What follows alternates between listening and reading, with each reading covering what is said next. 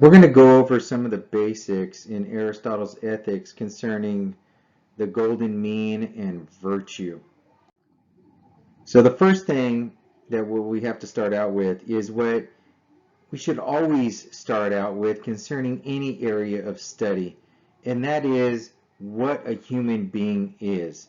That is the primary question when we are entering some area of study that involves human beings. So what Aristotle is going to say that a human being is he is going to define a human being according to the essence or the function of a human being. This is how Aristotle gives definitions, according to the function of something. So if you look at the knife right there, if we are going to give it a definition of a knife, it would have to be according to the function of a knife. And the function of a knife is to cut.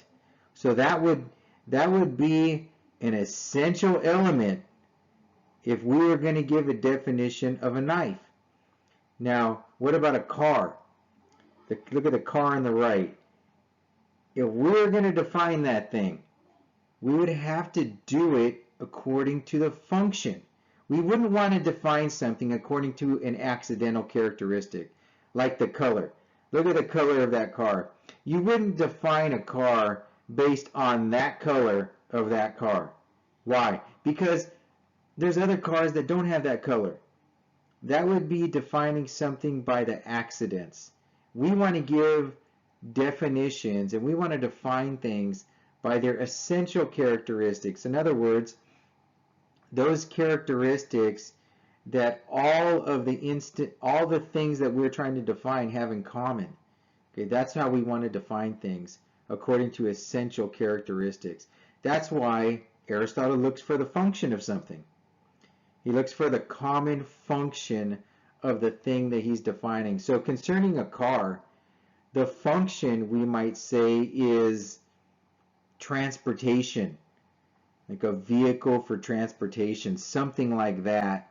I don't even know the essential definition of a car or of a knife for that matter. In other words, if you ask me the essential definition for those two things right there, I'm probably going to give you a definition where you can find an exception. Okay, if you can find an exception, then it's not an essential definition. Because giving an essential definition is difficult to do. And it should be difficult because you are telling the essence of the thing. You are telling the principle of the thing.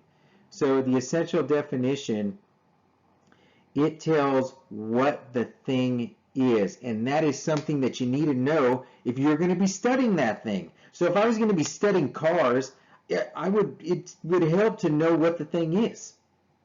Okay, if I was going to get into the knife making business, it would help to know what a knife is. And knowing the essential definition would be important at that point. But I don't need to know it because I'm not in the knife making business. So I don't need to know what the essential definition of a knife is. In fact, we don't need to know what the essential definition of most things are. But what you do need to know is what the essential definition of a human being is. Because if we get that wrong, that could be, we can get into some serious problems because that definition is relevant to all of us because we're all human beings. And so what Aristotle is going to say about human beings is that the essential definition of a human being involves reasoning. Why? Because the function of a human being is to reason. This is the defining characteristic of a human being. This is what Aristotle says.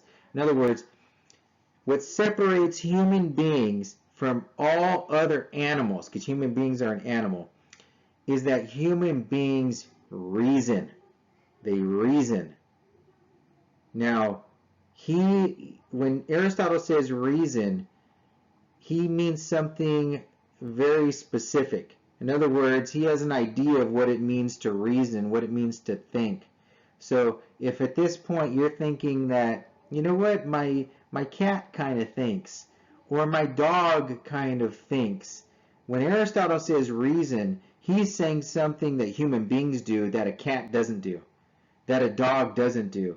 Now, having said that, that does require further argument and further explanation, something that we're not going to be giving right now because that's not the purpose of this lecture. So the function of a human being is not only to reason, but it's to reason well.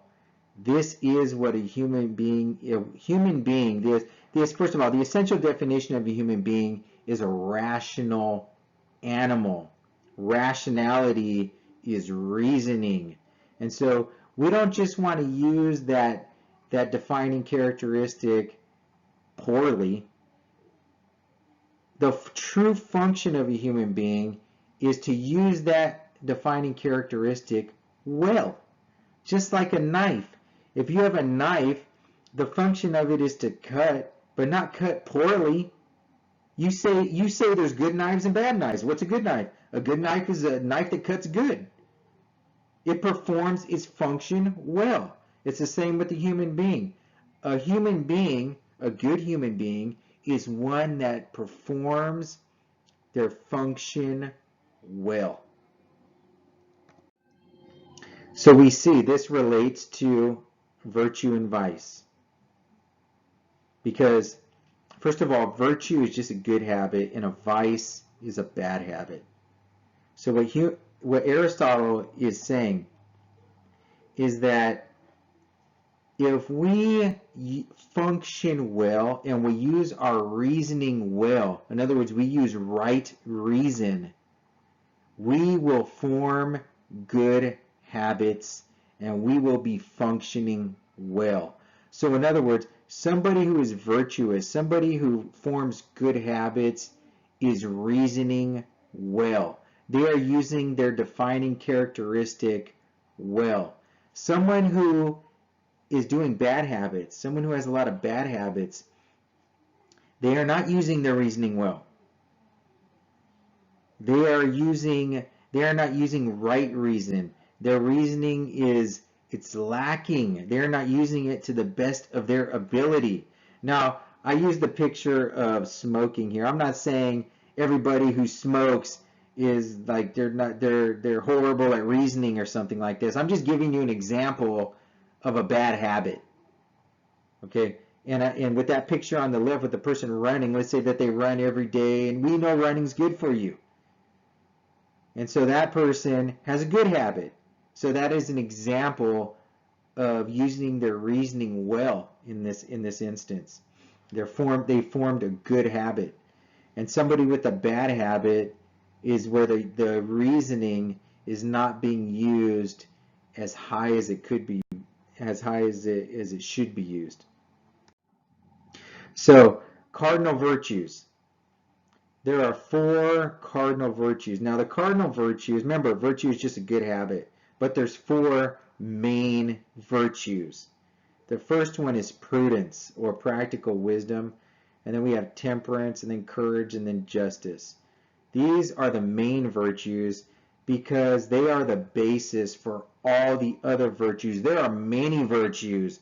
Think of all the good habits you can have. That's how many virtues there are. Think of all the bad habits. That's how many vices. So there's many. There are many good habits. There's many bad habits. And so these virtues right here, they are the basis for all the virtues. In other words, any virtue that you have will involve these 4 main virtues somehow. Now going to the golden mean. Now when we're talking about virtue in this sense, and how have we been talking about it since we started here, is we're talking about moral virtues. Because there's some virtues that are not necessarily moral. Okay, so like some people naturally have virtues for mathematics. Okay, they naturally have the focus and whatever it takes to be good at math. And they didn't necessarily have to work at it too much. Okay, so there are some virtues that are intellectual and they're not moral. We're talking about moral virtues. And with moral virtues, with moral virtues as well, some people are more predisposed for some virtues over others, but we all have to work at it. They all require work. I mean, think about it. I mean, if you smoke and you want to quit smoking, is that going to require, maybe you smoke for 30 years. Is that going to require some work on your part? Of course it is. It's a lot of work. It's going to be some pain involved. So here we see the golden mean. The golden mean, the middle is what this means. The middle is where the virtue lies. The virtue lies between the two vices. So the first vice you see on the left right there is foolhardiness. That is a vice. That's somebody who is, they are going into situations where they could die, or they can cause other people to die unnecessarily. Okay? And then we have the other side, the right side of courage. We have cowardice, where someone is not doing all that they could for the right thing. Because courage involves doing an act. I'm just going to tell you what courage is. Courage involves doing some act for some good that's going to involve some pain. That's courage. So in a sense, conquering any bad habit you have is going to involve courage. So if somebody wants to quit smoking, that's going to take courage, because it's a good thing to try to stop smoking, because we know smoking is bad for your lungs. So that's a good thing that you're trying to achieve by quitting smoking. Is it going to involve some pain? Yes. So what is it going to take? It's going to take courage, because courage is doing the right thing, and you're taking some pain. It's going to involve pain. You're going to go through some pain in order to do the right thing. Okay. So one thing I didn't mention is that the controlling emotion here is fear. Fear is the emotion, is the feeling involved with all of these virtues right here. Fear is the thing that's trying to be controlled. And so with the virtues, you are controlling emotions. That's why someone who's the word virtue comes from a Latin word that originally meant power. Because someone who's virtuous, they got power. Right? They have power over what? Over themselves. Right? So someone who's virtuous, they can control this emotion, this feeling of fear. So someone who is courageous. Now look at courage. Courage is right in the middle. Between what? The two vices. What's a vice? They're bad habits. The courage is right in the middle. It is the mean. It is the middle. So in other words, courage is in between the two vices. So someone who is courageous, they cannot have a deficiency or an excess. You have to hit it right in the middle. This is why Aristotle says it's very rare to run across or to run into really virtuous people. Why is it rare? Because look at right there. Look at that picture. You got to hit it right in the middle. The virtue is in the middle. It's in between the two vices. Most of the time we fall off into the vices concerning these virtues. Okay, so that's why Aristotle says that it's rare to find really virtuous people, because they're hitting it in the middle. That's the hard road right there. But it's the right road, according to Aristotle. So this is the golden mean. This is why he calls this the golden mean. The golden mean is that virtue in the middle, between the deficiency and the excess. Deficiency and excess of what? Fear. Okay, so the coward, someone who has the vice of cowardice, they have an excess of fear, the emotion of fear. And someone who is foolhardy, they don't have enough fear. They need more. Okay, so courage is right in the middle. So if someone is able to gather enough good habits, in other words, they're able to use right reason, use their function well, and they are able to gather many virtues and have very few vices, and the vices they do have are not big at all, then they can become a virtuous person. They can become an excellent person, which is the goal of life, according to Aristotle. The goal of life is happiness. And the truly happy person is the virtuous person, the person who has good habits as a state of being. When you have a good habit, it's not just something you do for one day. So if you have a good habit of waking up early, that's just not, so would you say that if somebody wakes up early once a week and the other 6 days of the week they can't wake up early, they wake up at 11 a.m. instead of 5 a.m., would you say they had a good habit of waking up early? Of course you wouldn't say that. They don't have the good habit. It's not a state of being for them. A good habit, a virtue, is a state of being. It is the way you are. It's not something that you are for a day. It's something that you are for a lifetime. So a virtuous person is the happy person.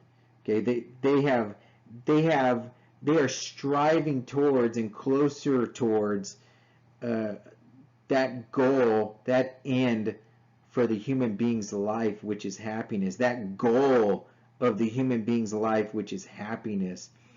On the other side of that is the wicked person. The wicked person is a person whose life is full of vices, right? So this is why we say they're vicious. This is the vicious person. This person just doesn't have one vice and then they get rid of it. This person has vices.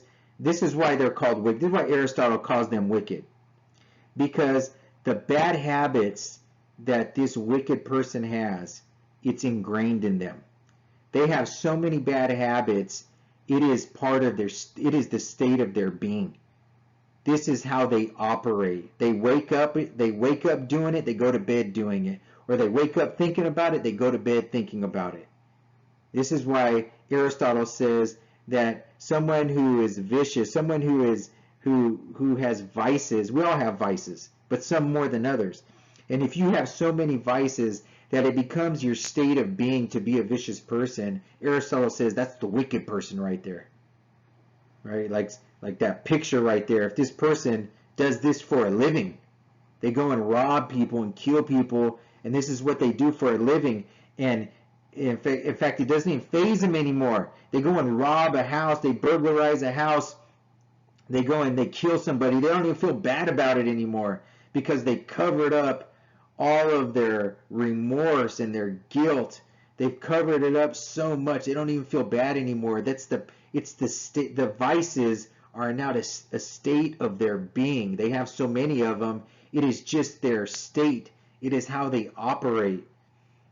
And so this is the end of life, or the purpose of life, according to Aristotle. And that's how it relates to virtue. And it all starts with the human being acting according to their function well, reasoning well. Someone who reasons well will acquire virtues and eventually become a virtuous person and be happy.